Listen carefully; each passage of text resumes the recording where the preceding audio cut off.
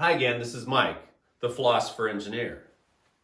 Welcome to another episode of Technical and Tactical.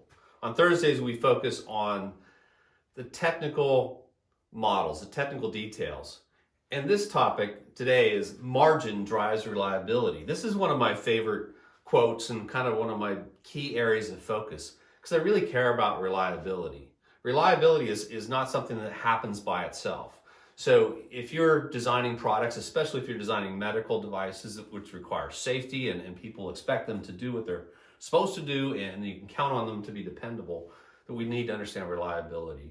Now when I talk about margin drives reliability, well, margin or design margin means how much buffer do you have between the operating range and where something fails. And the more margin, the more robust it is. You may have too much margin and it may be over-designed, but if the margin's too small, you have a risk of failure. So margin drives reliability. It's one of the most important metrics that we get into in the technical area. And that means that you take everything to failure. You break everything. And then you measure that margin.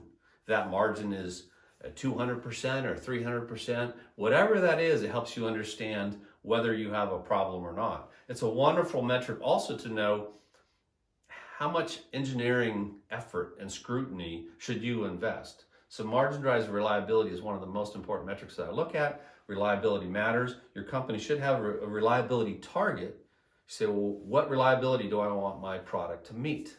And then how do we go about it? Well, in the design phase, we're looking at margin. And then that margin also gets into manufacturing process. What is the margin on the process?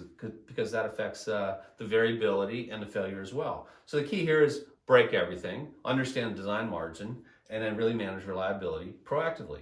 That's it. That sounds simple, but it has to be done. And that can be done both virtually through simulation and math, and it can be done physically through testing, obviously. All right, thank you very much. Have a wonderful day.